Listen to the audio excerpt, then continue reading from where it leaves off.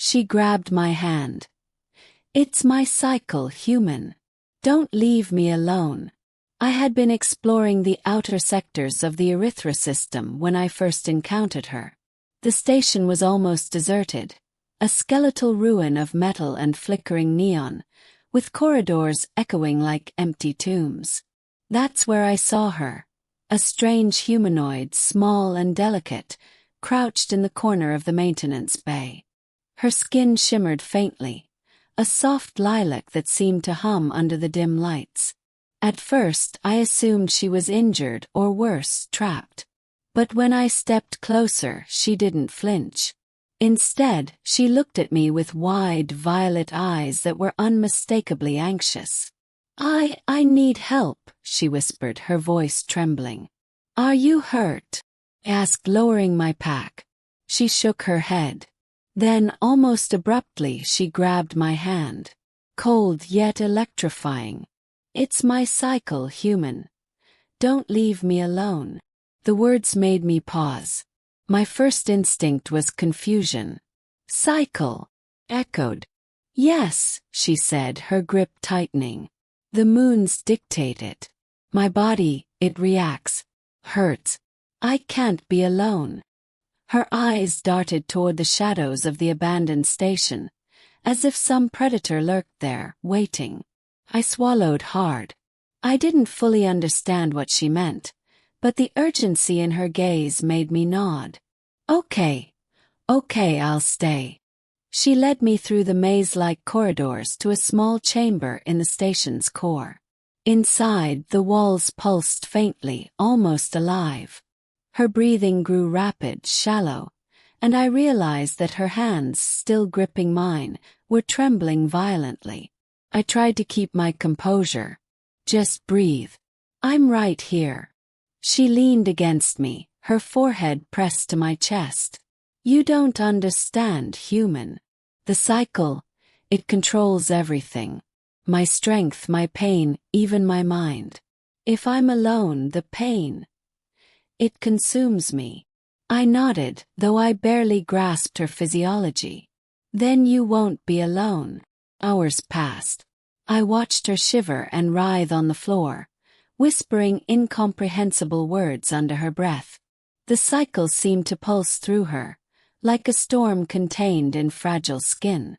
She'd glance at me with desperate, pleading eyes whenever it worsened, as if my presence alone anchored her sanity. Why does it happen?" I asked finally, crouching beside her. "My species," she rasped. "We are tied to the moons. Every cycle is a reminder of life, but also of fragility. Alone, the body rejects itself. You are the first human I've trusted enough to stay with me." I swallowed, feeling the weight of her words. I'd always thought I was just wandering through space, searching for anomalies. But this was living right here in front of me. As the first moon of Erythra rose outside the station's fractured viewport, the tremors intensified. Her grip on my hand became vice-like, her body twisting as if in pain, yet her eyes never left mine. "Please don't leave," she gasped. "I won't," I promised, holding her closer. "I'll stay until this ends." Time stretched. I counted her breaths, murmured comforting words, even shared stories of Earth, of oceans and forests, things she had never seen.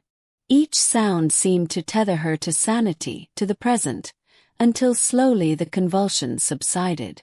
Finally, as the second moon's light spilled over the chamber floor, her breathing evened. She slumped against me, exhausted, almost fragile. I held her, unsure of how to reassure her further. "Human," she whispered, a faint smile on her lips. "You stayed. Even when you didn't have to." "I did," I said simply. "Because you're not alone. Not anymore." Her fingers traced my arm weakly. "In our culture, survival through the cycle is sacred.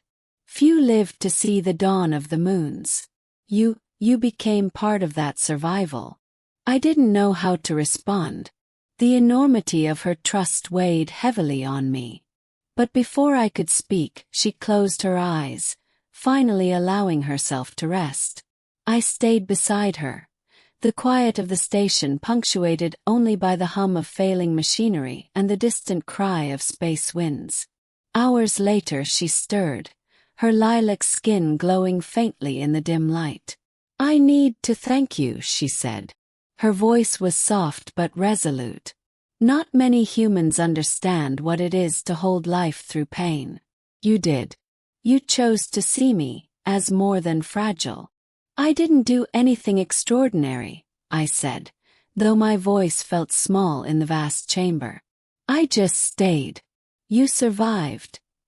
And that's enough for me." Her smile deepened, and for the first time it seemed genuine and light.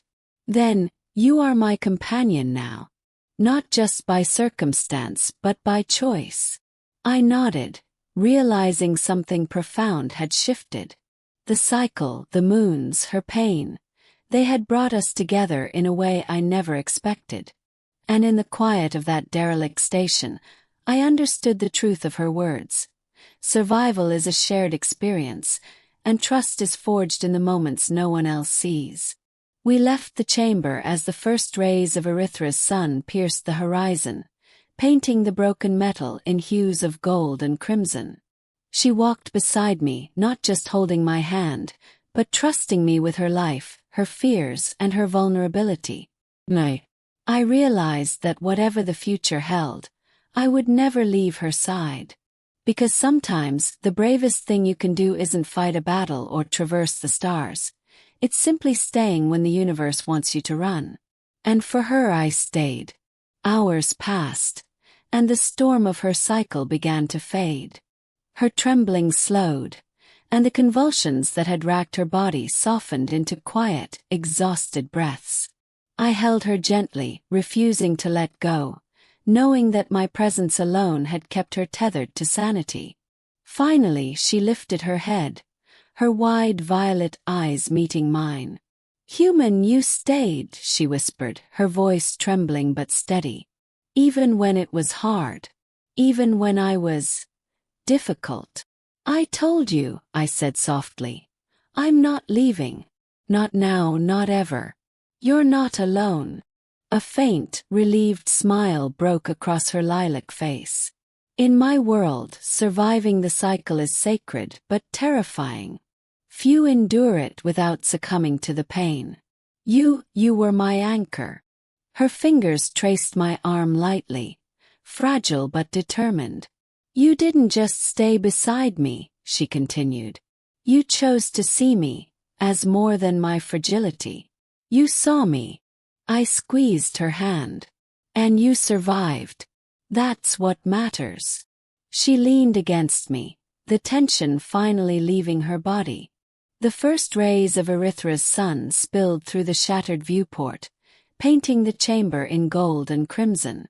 It was a quiet, fragile piece, but it was ours.